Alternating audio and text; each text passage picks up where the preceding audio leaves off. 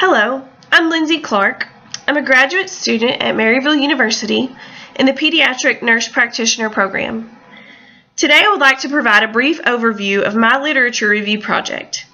This project looks at what evidence-based research has to say about the benefits of therapeutic holds for the pediatric population, particularly when they are receiving routine immunizations.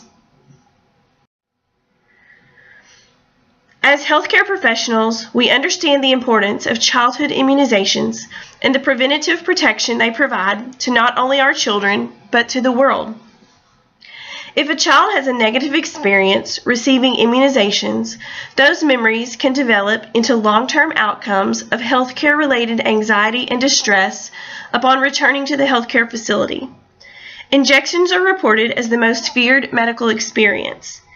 If a more positive approach is taken towards immunization administration, that fear and anxiety that many children carry into adulthood will be reduced or even eliminated. As a nurse, our most important job is to advocate for our patients. If the holding methods in question are proven beneficial through this review, then the simple alteration in nursing technique can have a lasting positive impact on every child that goes in for routine immunizations. My PICO question for this review is, in pediatric patients undergoing medical procedures, are they more likely to be consoled by comfort holds versus restraints to ensure successful and harmless procedures?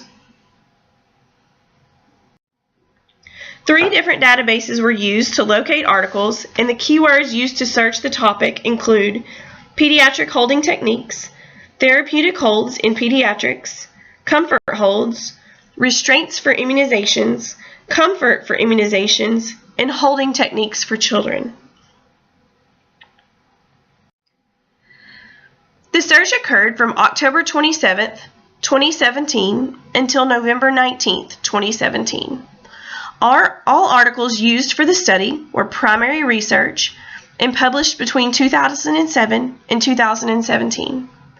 Over 350,000 articles were located using the keywords listed on the previous slide. 13 of the most appropriate articles were used for the review of literature. What is a comfort hold? Different holds are useful depending on the age and size of the child. These photos show 2 different ways to use comfort holds to assist children when receiving vaccinations to help decrease the distress in that child. For infants and toddlers, as in the picture on the left, parents can hold them in their lap, placing the child's arm under one of their arms and around their back like a hug-like hold. The parent's free arm can hold the child's other arm gently, and the child's feet can be placed between the parent's legs to secure them. For older children, the parent can hold the child in their lap or have the child stand in front of them. They can wrap their arms around the child's arms in a hug-like hold and secure the legs between the parent's thighs.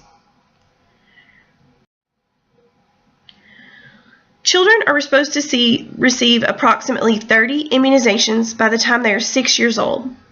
The administration of those vaccines can cause long-term negative effects. Avoidance of future health care and overall negative attitudes about healthcare and healthcare providers are some of those negative outcomes. Medical events that cause distress for the patient can last years and can be carried into adulthood and can even influence a parent on whether or not to have their child immunized.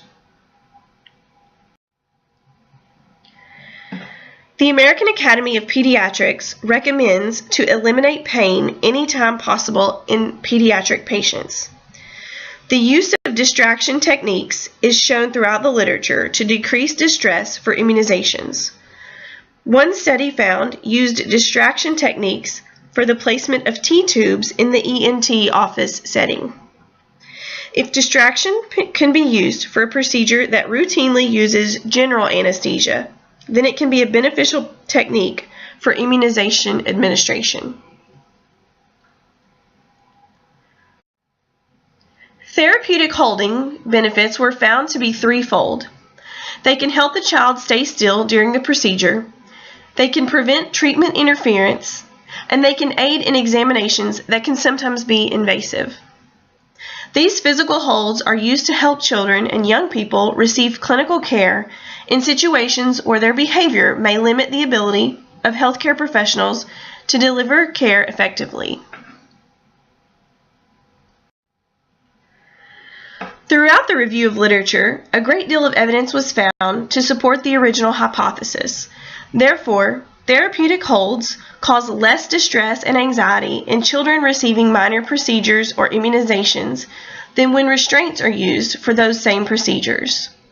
Another outcome of the study was the use of distraction techniques along with those holds, and the need for further nursing education on how to utilize therapeutic holds with pediatric patients. Overall, these techniques can decrease distress and lead to higher vaccine rates.